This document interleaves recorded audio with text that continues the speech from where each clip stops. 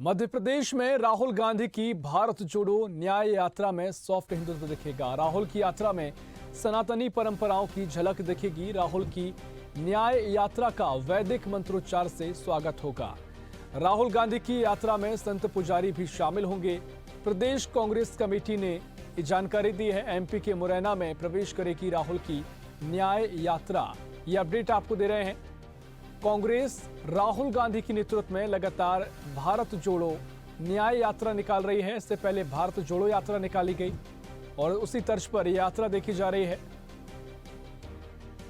बता दें कि लोकसभा चुनाव पर फोकस करते हुए यात्रा को आगे बढ़ाया जा रहा है और इसी कड़ी में यात्रा मध्य प्रदेश में एंटर करेगी। एमपी में राहुल की भारत जोड़ो न्याय यात्रा सॉफ्ट हिंदुत्व नजर आएगा। राहुल की यात्रा में सनातनी परंपराओं की झलक दिखाई देगी और राहुल की न्याय यात्रा का वैदिक मंत्रोच्चार से स्वागत होगा।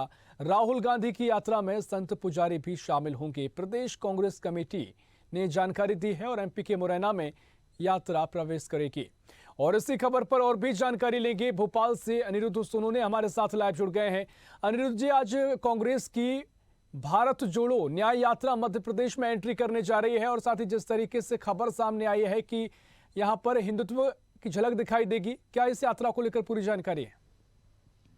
देखिए, राहुल गांधी की भारत जोड़ो न्याय यात्रा मणिपुर के थोबल से शुरू हो चुकी है और ये यात्रा मध्य प्रदेश में भी प्रवेश करेगी। और मध्य प्रदेश की बात करें तो 8 मार्च के लगभग ये यात्रा मध्य प्रदेश की सीमा में प्रवेश करेगी मुरैना में। लेकिन मध्य प्रदेश कांग्रेस कमेटी ने अभी से राहुल की यात्रा की तैयारियां शुरू कर दी है और कांग्रेस का मठ मंदिर पुजारी प्रकोष्ठ इस यात्रा के लिए एक अलग से तैयारियां कर रहा है और सनातनी परंपराओं से राहुल की भारत जोड़ो न्याय यात्रा का मध्य प्रदेश में स्वागत होगा। और ये यात्रा मध्य प्रदेश के मुरैना से एंटर करेगी और लगभग 9 जिलों और कई संसदीय क्षेत्रों में होते हुए ये यात्रा रतलाम और झाबुआ से में जाके और राजस्थान की सीमा पे वापस समाप्त होगी मध्य प्रदेश की बात करें तो। और मध्य प्रदेश में जो राहुल की यात्रा है भारत जोड़ो न्याय यात्रा, उसका सनातनी परंपराओं से स्वागत होगा और वैदिक मंत्रोच्चार के साथ न्याय यात्रा में पंडित और संत पुजारी भी तैनात रहेंगे। और देखा जाए तो कांग्रेस हमेशा से ही मध्य प्रदेश में विधानसभा चुनाव में पिछले कई बारों से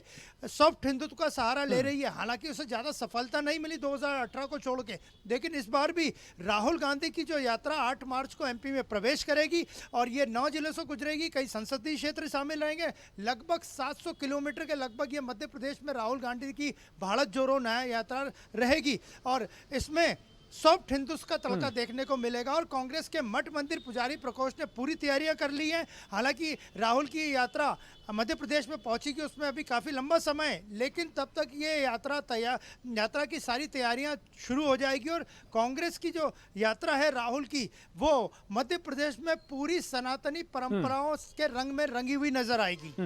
निश्चित तौर पर देखिए, एक बात तो यहाँ पर स्पष्ट है कि कांग्रेस जो यात्रा निकाल रही है लोकसभा चुनाव पर फोकस कर रही है, उसी के चलते यात्रा निकाली जा रही है।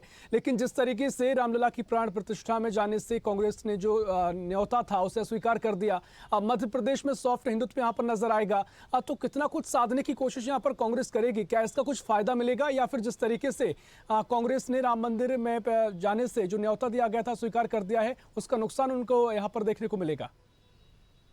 देखिए, 2023 में भी भारत जोड़ो यात्रा जो राहुल गांधी ने निकाली थी उसमें वो काफ़ी लंबा रूट उन्होंने मध्य प्रदेश में भी तय किया था। बुरहानपुर से ये यात्रा एंटर हुई थी और इसके बाद मालवा निमाड़ के ज़्यादातर इलाकों से राहुल की पिछली 2023 की भारत जोड़ो यात्रा निकली थी। लेकिन विधानसभा चुनाव के रिजल्ट की बात करें तो जहाँ जहाँ से राहुल की यात्रा निकली थी वहाँ से कांग्रेस की जो परंपरागत सीटें थी, कांग्रेस के जो सिटिंग एमएलए थे वो तक चुनाव हार गए।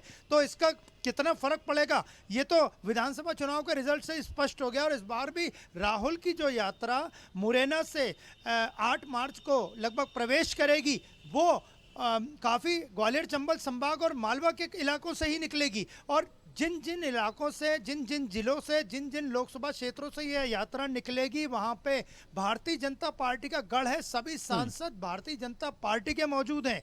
तो राहुल की यात्रा का इससे कुछ फर्क पड़ेगा, इसलिए इसकी संभावना काफ़ी कम है। लेकिन कांग्रेस इसमें मध्य प्रदेश में धार्मिक तड़का लगाने में जुट गई है और कांग्रेस का मठ मंदिर पुजारी प्रकोष्ठ सनातनी परंपराओं के साथ इस यात्रा में शामिल होना चाहता है। मुरैना से ये सब शुरू हो जाएगा, लेकिन इसका लोकसभा चुनाव पे असर कितना पड़ेगा इसकी संभावना काफ़ी कम ही है, क्योंकि ग्वालियर चंबल हो या मालवा निमाड़ इलाका हो या भारतीय जनता पार्टी और भारतीय जनता पार्टी के थिंक टैंक आरएसएस के गढ़ हैं। और इस बार 2023 के विधानसभा चुनाव में भी यहाँ पे भारतीय जनता पार्टी को भारी भरकम सफलता मिली है। तो राहुल की यात्रा पे या राहुल की भारत जोड़ो न्याय यात्रा का, भले ही वो हिंदुत्व के तड़के में हो, लोकसभा सीटों पे कुछ फर्क पड़ेगा इसकी संभावना काफी कम ही मध्य प्रदेश में नजर आती है। निश्चित तौर पर लोकसभा में वैसे भी बीजेपी यहाँ पर मजबूत स्थिति में है, लेकिन जिस तरीके से अब राहुल गांधी के नेतृत्व में यात्रा निकाली जा रही है, मध्य प्रदेश के जो दिग्गज नेता हैं उनकी क्या भूमिका इस यात्रा में रहेगी, चाहे कमलनाथ का जिक्र हो, दिग्विजय सिंह हो, क्योंकि चुनाव हारने के बाद जब कहें कि सत्ता पाने की जो बातें कही गई थी उसके बाद बुरी तरीके से चुनाव में उनकी स्थिति कांग्रेस की दिखाई दी। उसके बाद जो बड़े नेता हैं, दिग्गज नेता हैं, कम ही सक्रिय नजर आए हैं। जीतू पटवारी आगे आए हैं, लेकिन उसके अलावा बड़े नेता कम ही दिखाई दिए हैं। तो इस यात्रा के जरिए एक नई शुरुआत करने की कांग्रेस यहां पर कोशिश करेगी। जी हाँ, बिल्कुल। यात्रा के जरिए कांग्रेस के जो बड़े नेता हैं, सांसद, जो कि रिकॉर्ड मतों से भोपाल में साध्वी प्रज्ञा सिंह ठाकुर से लोकसभा चुनाव हारे, दिग्विजय सिंह, उनकी वापसी जरूर हो गई है। वो भारत जोड़ो न्याय यात्रा में मणिपुर में भी जीतू पटवारी प्रदेश अध्यक्ष के साथ मणिपुर में मौजूद थे। यात्रा में भी वो लंबे समय तक रहेंगे। और जहां तक बात करें पूर्व मुख्यमंत्री कमलनाथ की, तो वो भी अभी हार के सदमे से नहीं निकल पाए। हालांकि उन्होंने समय समय पर बयानबाजी आने के बाद दी है। और देखा जाए तो पूरी तरह से मध्य प्रदेश में दिग्विजय सिंह और कमलनाथ के युग का खात्मा हो चुका है। और जीतू पटवारी ने पीसीसी की जब से कमान संभाली वे लगातार संगठन की बैठक ले रहे हैं। और उनके साथ बैठक में नेता प्रतिपक्ष उमंग सिंगार और जो मध्य प्रदेश के नए प्रभारी हैं, जिन्हें सुरजेवाला की जगह, रणदीप सिंह सुरजेवाला की जगह प्रभारी बनाया गया है, भंवर जितेंद्र सिंह, उनके साथ बैठक ले रहे हैं। तो कुल मिला के देखा जाए तो मध्य प्रदेश में भारत जोड़ो न्याय यात्रा जो राहुल गांधी की रहेगी, उसका पूरा दारोमदार जीतू पटवारी प्रदेश अध्यक्ष, प्रदेश प्रभारी जितेंद्र सिंह और नेता प्रतिपक्ष उमंग सिंगार के पास ही रहेगा। और वो इसमें चाहते हैं कि चूंकि जिस जगह से राहुल की यात्रा निकल रही है वो पूरा हिंदू बेल्ट है और वहाँ पे भारतीय जनता पार्टी और आरएसएस का जबरदस्त नेटवर्क है, तो वो चाहते हैं कि इस यात्रा में सनातनी परंपराओं की झलक दिखे और हिंदुत्व का मिश्रण रहे, जिससे कि कांग्रेस पार्टी उम्मीद कर रही है कि लोकसभा चुनाव में उसे फायदा मिलेगा। लेकिन इसका फायदा मिलने की उम्मीद काफी कम ही नजर आ रही है। निश्चित तौर पर कितना असर होगा, कितना फायदा कांग्रेस को इस यात्रा का मिलेगा, और फिलहाल तैयारियां तो पूरी दिख रही हैं और कांग्रेस भी अपनी रणनीति यहां से आगे बढ़ा रही है। देखना बड़ा महत्वपूर्ण होगा क्या कुछ तस्वीरें आगे नजर आएंगी। फिलहाल बहुत शुक्रिया आपका तमाम जानकारी हमसे साझा करने के लिए। ऐसी ही खबरों के लिए हमें लाइक करें, शेयर करें, फॉलो करें और यूट्यूब पर सब्सक्राइब करें और बेल आइकन दबाना ना भूलें। साथ ही ताजा अपडेट्स के लिए हमारी वेबसाइट स्वदेशलाइव.com पर जरूर जाएं।